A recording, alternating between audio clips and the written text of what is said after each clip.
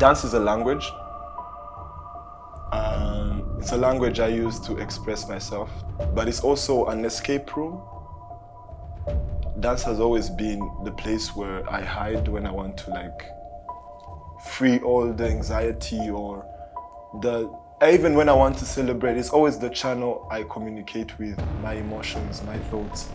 And yeah, it's basically now an identity, a dancer, a choreographer. But to me, really, dance is that it's another tool of expression in all the sense that is possible.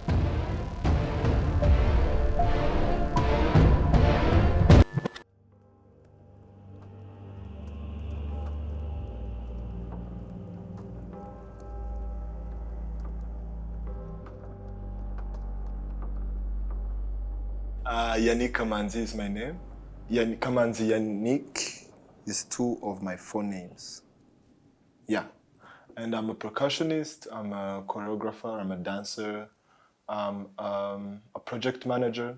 I did digital marketing, I'm an actor, and I did artistic direction. In the short bio you mentioned when the journey starts. Professionally, it started in 2015. I got my first professional training in December 2015. Then my second professional coaching in 2017 and 2018. Then I was given the opportunities to travel around and learn a little bit more and explore and work with other people.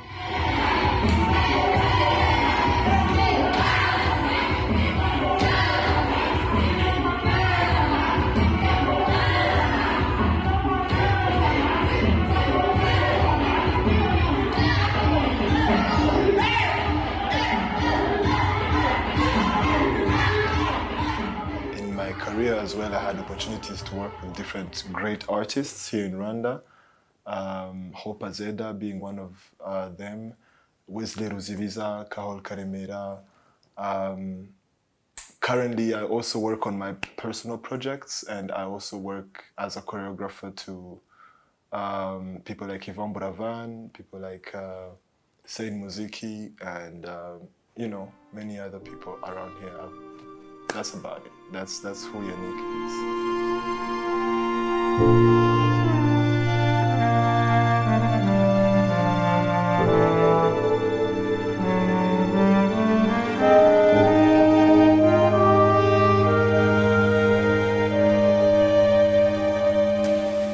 So I started dancing at a very young age. I believe by age 4 I was being trained in Butare. There's a wonderful woman who started me in the Kinyarwanda traditional dancing.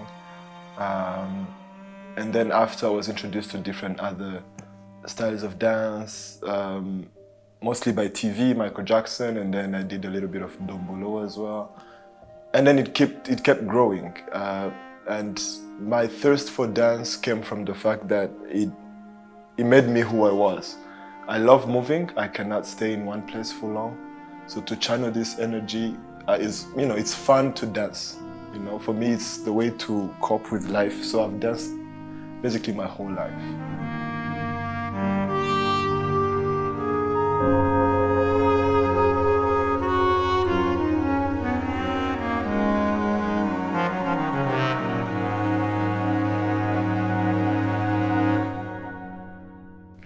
Sasa, choreographing.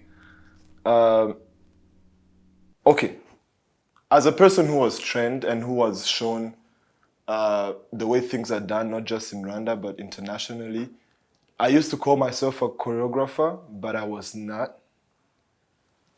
Because all I did was putting moves together and, with what we know now, with the standards of the world, that is not choreographing.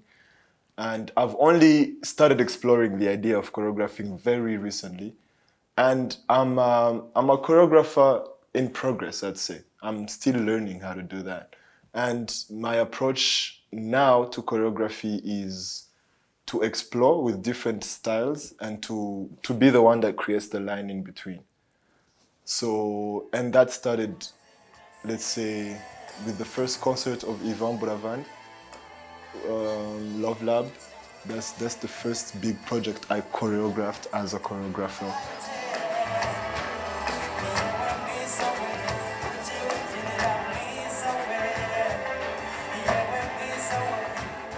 And then it grew. I was lucky enough to be recruited by companies like Mashirika, and I choreographed things like Kwitizina or Transform Africa.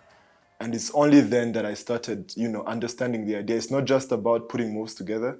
There's like a whole other space, where you need to conceive the idea, put together elements, and that is not something a lot of dancers do.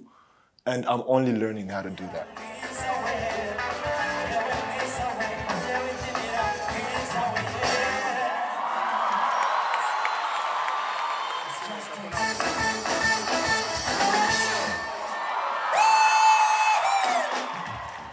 I'm more a fan of stage than of camera.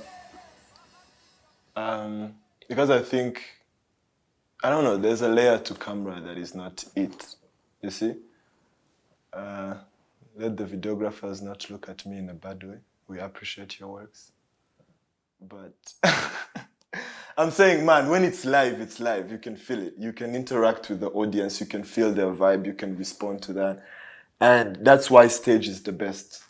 And so backstage, what I'm doing most probably is structuring things. I'm like, yo, remember, guys, remember, this is how we're going to go. This is where it's going to start. This is how it's going to go. Like, not like telling them this is the move, but saying, yo, remember, position, position, position. Why is your position? If you can remember where we positioned you in the space, at what moment, then even if you forget the actual move and just be you, the whole choreography won't die. So a couple minutes before stage or a couple of days or in my last practices before stage, if I'm the one choreographing or if I'm part of the people who are giving structure to the dancers or myself as a dancer, that's what I'm doing. I'm telling myself, remember your position, position, position. What did you mark in the space? What are you there to do? Who is going to be the front line? Like it's those questions. Position, position, position. Am I going to stand here? Can I do it on a lower, things like that.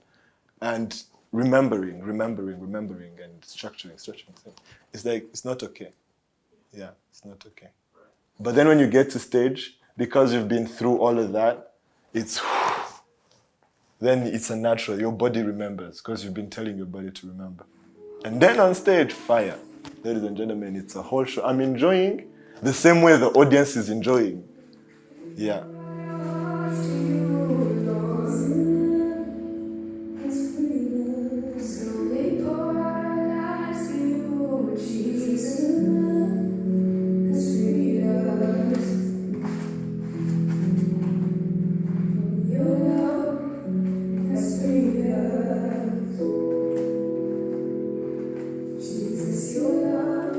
So dancers dance to music. They dance to a sound. They dance to a rhythm.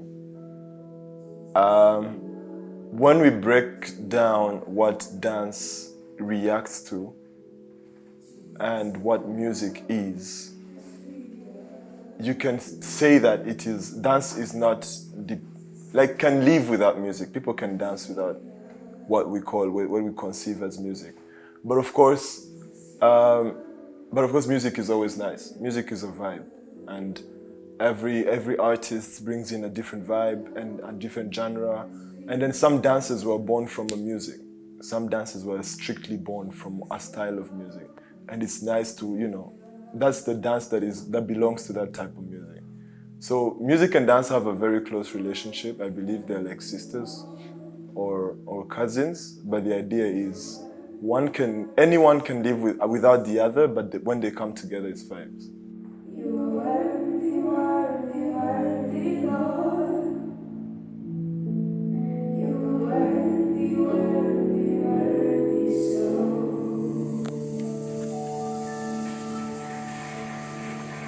But for you to even get to a level where you develop a dance routine, which is very rare, there's no such thing as a new dance move. Every dance move we are doing today has been done somewhere, somehow. Maybe we haven't, and now somehow we are recycling some of the last things we've been doing. If before you were taking it in, today you are taking it out. And it feels like a new dance, but it's the same body language. So to be able to choreograph something, you need to have, for example, for me, if I'm to choreograph something, I need to have an image of that thing. What do I want to tell? Is it a song? Is it an artist that sent me a song and says, yo, choreograph this? So I listen to the song, I'll feel the vibe of the song, and I'll come up with a couple of moves that I feel like goes either with the melody or the rhythmics or the lyrics, something like that. If it's a project, I need to know, okay, what are we trying to say? You know, and then break that thing down to the move. How, you know, if it's, for example, when they ask us to do a huge project, for example, Kwitizina, right? For me to be able to even think of a movement in a project as big as Kwitizina, I need to know what is the theme, you know? What is the audience? How many people will I have on stage? What would we need to say in this specific scenario? How best do we, you know, link the narration to what people are going to experience? How long do we have? You know, when you have all that information, then you can break down to, okay, my statement for this performance are going to be gorillas are essential contributors to the development of the people in Musanze. If that's the message I'm about to be saying, then how do I say it with movement? You know? Then it can go into the body. Then we can start saying, okay, yeah, we're going to show that maybe people did not understand what gorillas go through. And then we portray a gorilla that is living a good life, and we portray somebody that is not allowing the gorilla to have a good life. You know, and that is movement. Then we are going to tell that story. And then how that story comes back into a story that says, yo, wake up and do good, is the whole thrill of the choreography. It's the whole thrill of the storytelling through movement.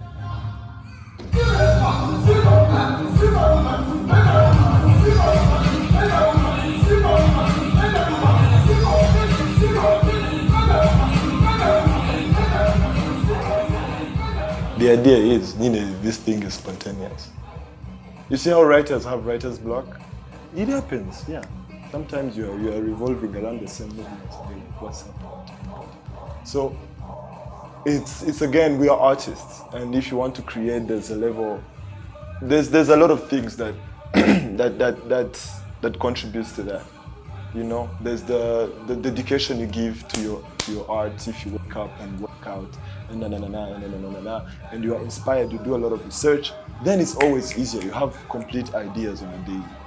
But even when you're doing that, sometimes there's no idea, or you have an idea and you don't have a way of putting it out. So basically, it depends. Sometimes it's affected by the time I have for delivery. You know, an artist or anybody can come to you and be like, okay, we need you to create something in 2 days, and yeah, we have this type of budget. Then yeah, it has to be there in 2 days. What do you want? You can't tell them, no, I'm not okay. Yeah, it's there in 2 days. That's about it. Merci, merci. What?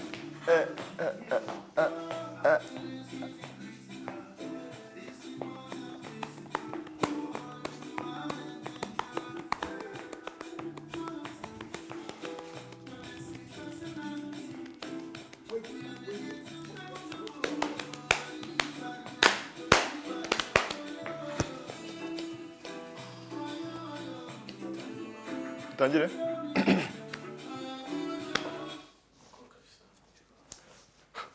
My daily routine in general is about that. I wake up, I'm an early riser most of the time, and I wake up making noise. So the people I live with don't like me for that, per se. Yeah, and that's gonna be it. From 6 a.m. or 5 a.m., the moment I wake up, I'm dancing, I'm playing songs, I'm running around, I'm stretching here, I'm doing that there, and then I'm writing this here, then I'm on a meeting there, then I try my best to push myself to be 110% creative until I'm exhausted. And when I'm exhausted, I go have fun. Then it's time to like ratchet mode. I open my hair and then I start doing things I might regret the next day.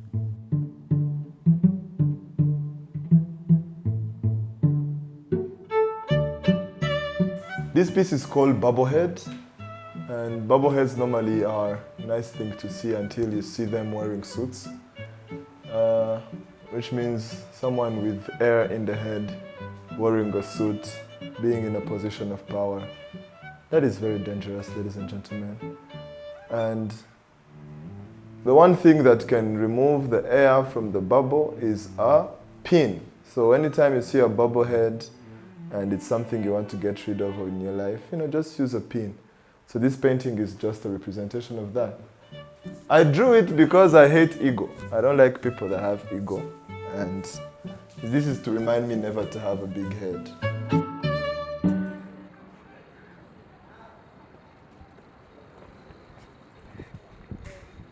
Well, I knew I was going to spend a lot more of my time dancing, and I needed something to keep that. I don't know. Dance is like, I was going to give an example I can't relate to.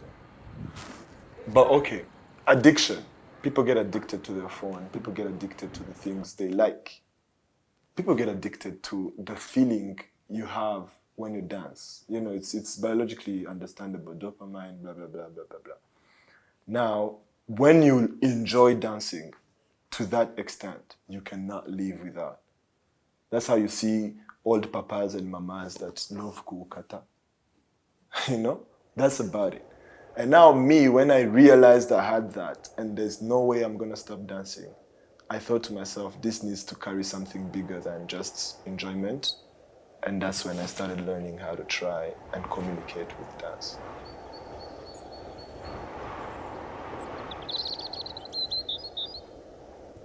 The first thing I did in 2015 was I was lucky enough to find a place of belonging in 2015, a place called Iriba Center.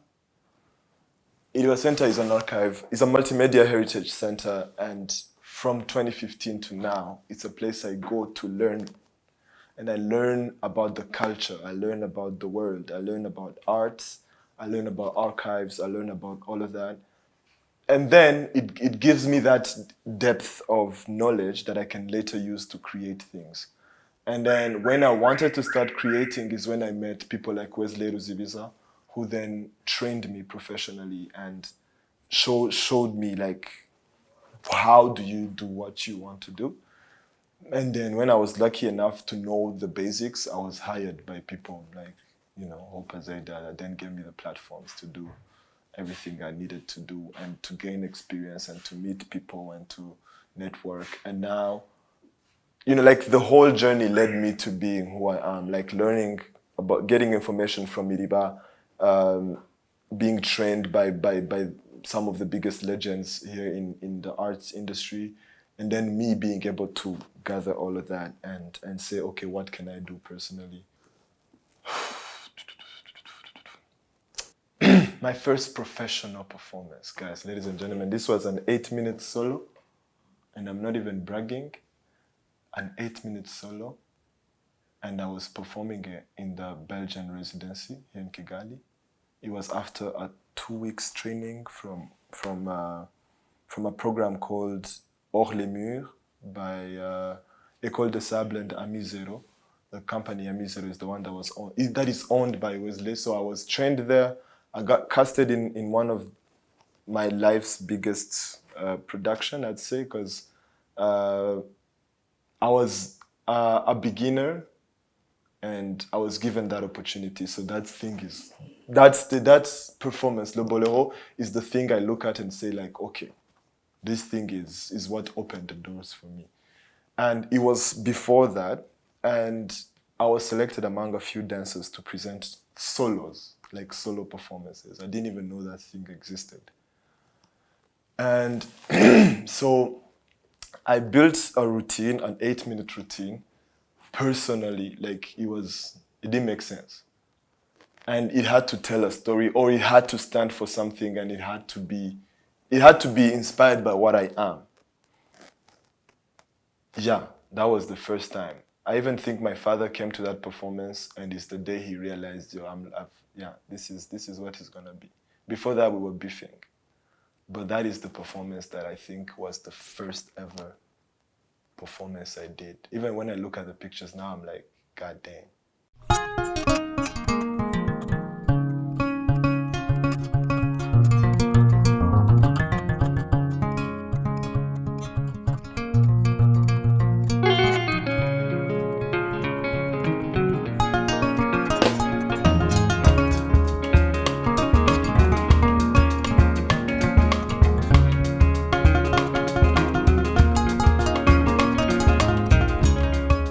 The Black Inor, right?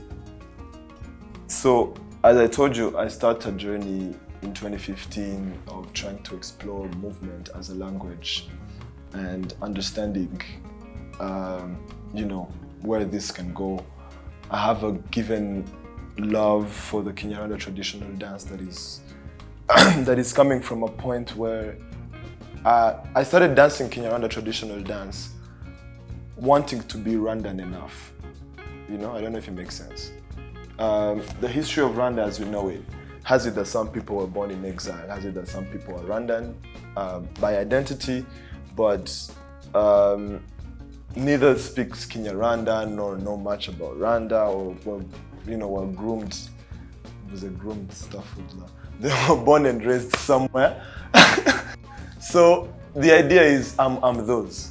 I am those. I was born in Rwanda, but there was that. I was never either Rwandan enough, never either, any other person. In Uganda, they would confuse me to a Kenyan, and in Kenya they would say, okay, Kinyarwanda, that thing. And for identity, first of all, I didn't speak Kinyarwanda until I was 8. I only spoke French and Swahili and stuff like that, and English a little bit. So that, for me starting to dance Kinyarwanda was for me to actually be looked at as Rwandan. Knowing the Kinyarwanda traditional dance, then not knowing, having the basics, because I only knew enough to, Then I learned so many other styles. I was introduced then to contemporary dance. I was introduced then to salsa, kizomba, bachata. I had done hip hop. I had done Afro. I had a little bit of knowledge on different type of dances. And all the other type of dances gave me the ability to express a variety of emotions. I don't know if it makes sense. In hip hop, I can only focus on hip hop movements and tell you the story of a guy who was born and then had issues, then went through struggles and then conquered the struggles, and I have enough vocabularies to go from a happy vibe to something dark and the same with every other styles of dance that I've been trying to explore.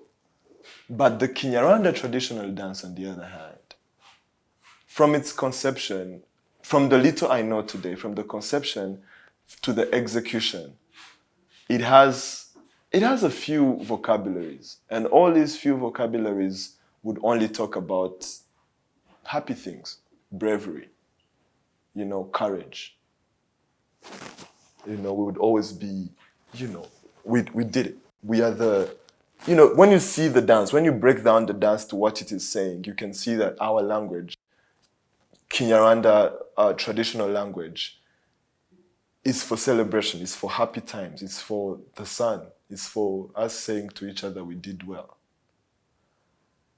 And then I started asking myself, is there a language to say, okay, I'm sad, I'm not that happy, Because again, look at this. Our culture, our history has, yes, a lot of glory moments up to today, but it has dark moments, right? Yeah. Now, how do I still be able to dance in those dark moments?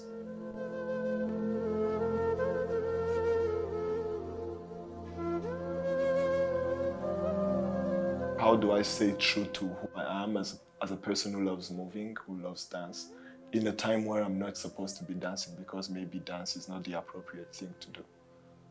And why is dance not the appropriate thing to do? Is because our language does not, we don't know how to dance Muchiri, for example,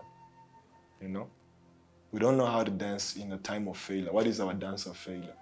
We have our dance of conquest, but what is our dance of failure? Is failure not part of what we experience? Okay, if we can't dance when we fail, what do? Do we sing? Are we sure we have methodologies to release these tensions when we meet things that are not okay in our lives? Because movement helps you to breathe out. I don't know if you guys know this. You know, biologically speaking, psychologically speaking. I'll give you an example that I learned from one of my good friends, Frank. He told me that urukwavu, the rabbit, goes through a traumatic moment, uraruhiga, warufata, ikintu rwashobora kugucika. What it does, it shakes the tension away, it shakes the trauma away. There are programs globally that can help people cure their mental health issues, their traumas through movement. You know, there's that power, but it's everywhere else except here. So that's where I started thinking, yo, is there a way? I remember in like 2018, I started doing a project called Uni Dance. And it was a way of detaching Rwandan dance to Rwandan music. Because for me, it was the first thing I needed to do. I needed to know that I can dance Kinyarwanda style in any other style of music. Like the same way, or I can even do any other style of dance in any Kinyarwanda style of music. I don't know if it makes sense. I wanted to separate the two. And it was received positive by some, negative by some. But the journey was for me to gain that level of freedom to play with things. I even did one video that went viral and my dad showed it to me. He didn't know it was me. I danced to this, it's called Symphonie du Nouveau Monde, numéro 9. Chan, chan, chan, chan, chan, chan, chan, chan, chan, chan, chan. I danced it with one of my good friends called Ada. That video, irazenguruka ngo umuntu ucheza amatangazo.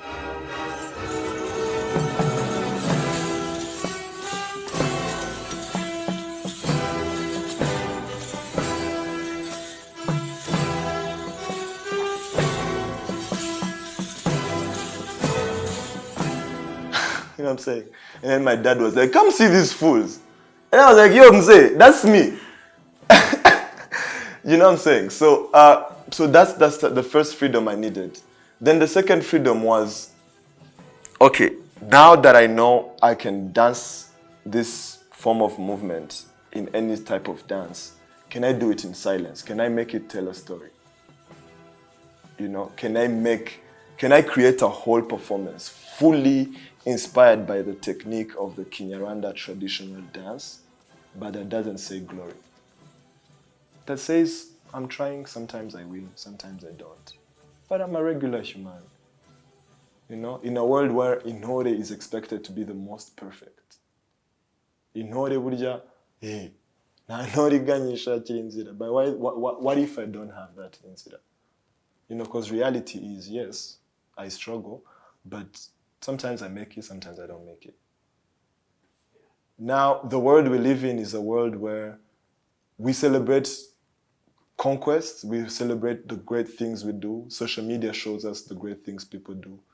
Our school shows us the great things people do. But nobody has time. Not a lot of people have time to tell you, yo, for me to achieve that, I had to struggle. It was not easy, it was not fun, right? And people on TV watching him say, oh yeah, that guy is famous, that guy has danced in videos. They don't know what that guy has gone through, you know? These artists, most of these artists burn out. Most of these heroes have depression, right? Most of these Intores give up on dancing at some point because they're like, okay, dancing will not make us go anywhere anyways. And they go to do some other stuff. And this is a system and a way of life we've lived for the longest because nobody has time for progress. Everyone wants end result. At work, we need to deliver. The life needs us to deliver. If you're a hero, the world expects you to be a hero. And if you don't want to be a hero, don't be a hero. If you're a hero, be a hero.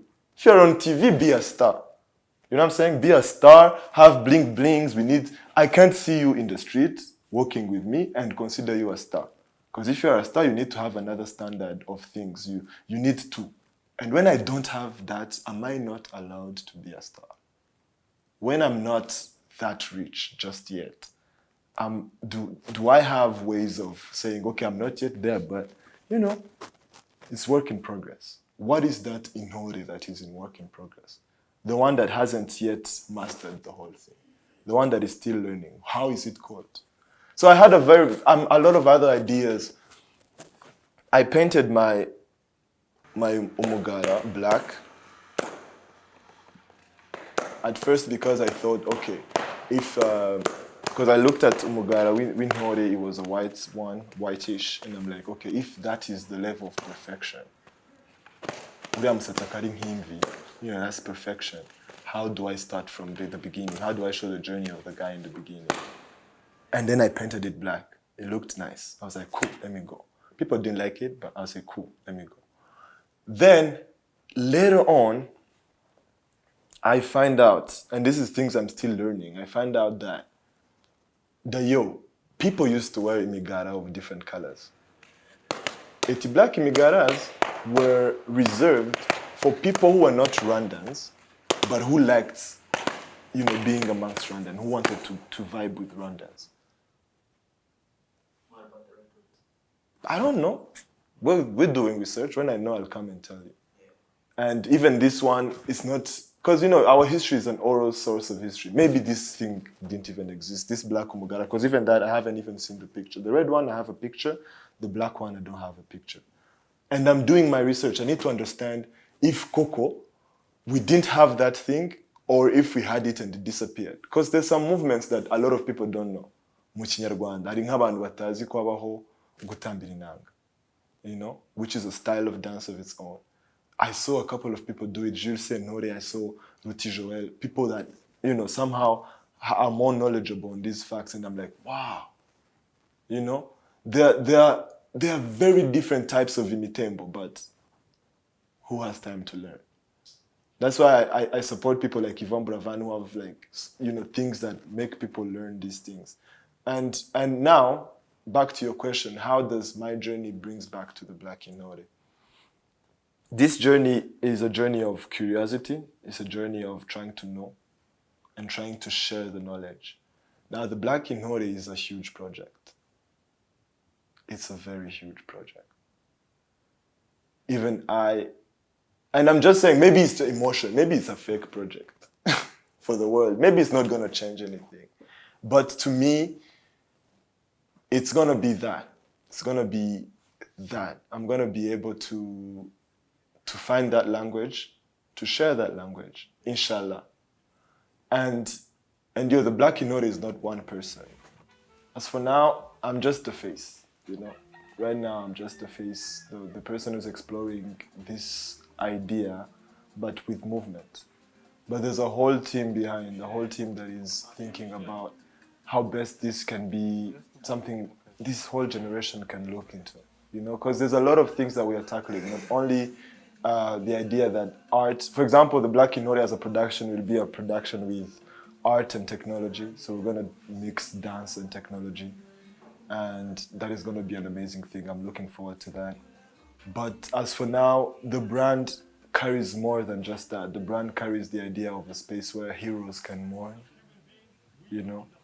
It's a place where artists can chill and not just be under pressure of delivering and whatnot, but they can be who they are, We can find, I don't know, man. For example, this is COVID, right? What the Black Inor could do in COVID is, it's a time where a lot of people are isolated, and although we look at it in a fun perspective, but there's a lot of people who are going through a lot of things that are not okay, in their households, in their artist life. Imagine an artist that haven't been able to perform since the time COVID started. What are we feeding them now? And they're supposed to be superstars anyway. So, for example, what the Black Inor could do in this season is, the Black Inor, not like me, the Black Inor as the collective of the group we are, is, I don't know, giving back spaces to, celebrating the local artists. I don't know, using that idea or movement or whatever we are as a brand into, telling them, you guys, man, you're still the shit. We like you. We like the things you did, even if you're not producing music anymore, or even if you haven't afforded to go to the studio in a while. We still love your music. We vibe to it. You know, send us some of your tracks. What is your favorite song in Rwanda of the artist that hasn't been releasing songs? And we dance to that and we vibe to that. It's to create a place where, you know, we can still be happy or we can find comfort in not being as perfect as we are supposed to be. You know?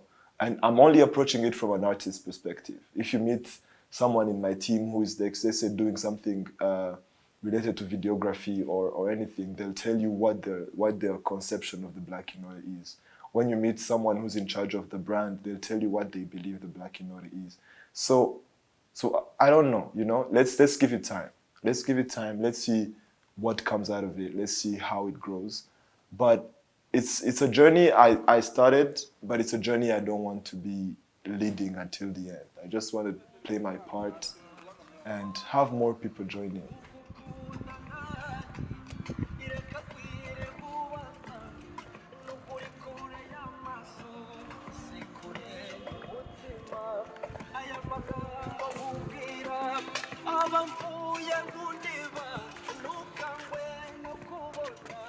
I think language is the laziest form of communication because it's simple. Then whatever I want, I'll tell it to you straight. You know? And there's no such thing as a straight one-way thing. I don't know. What thing do you know is not complex? What is the simplest thing you know? You know what I'm saying? Everything has some level of complexity.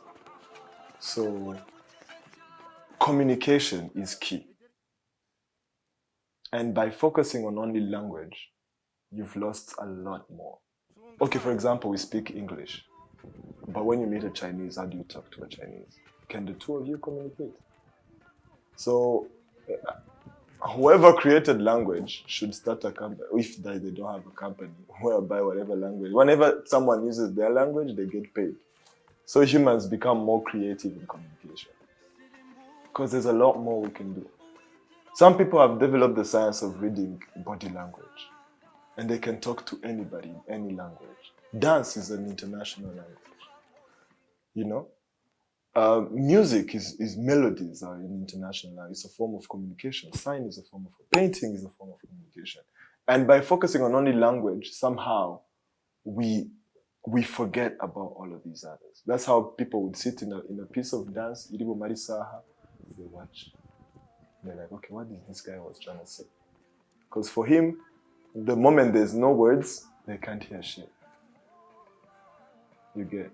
They can't hear anything. Guys, I need to tell you to stay quiet. Yeah. Okay. So the moment, yeah, what was I saying? The moment there's no words, people don't hear. They don't have time to assess. Reading between the lines. That's how we tunataka zibintu. Rwandans used to go beyond just language. You would use a small phrase to mean something huge. But now, we just say that thing. That's about it.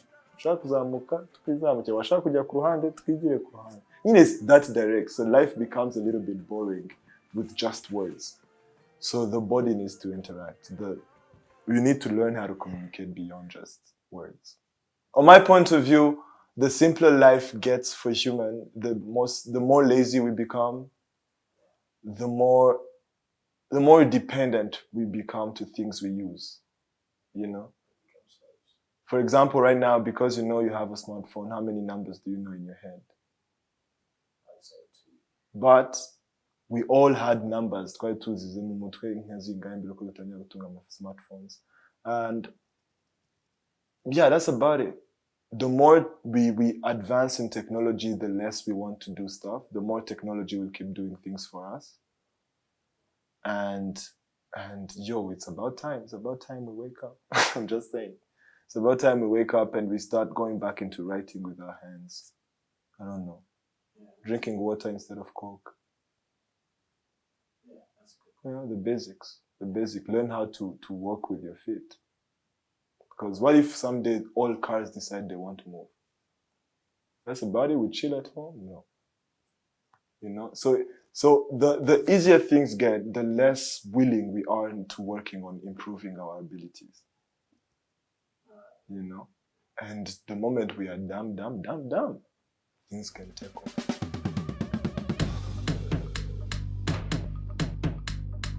It's always nice to dance before you eat or a little bit longer after you've eaten, because then digestion is no longer a problem and you're not doing you know? But why are you laughing? You asked me a question, I'm answering. No. I'm just usually interpreting how this would be in post-production. It's good. It's really good. Okay, so you are seeing the future.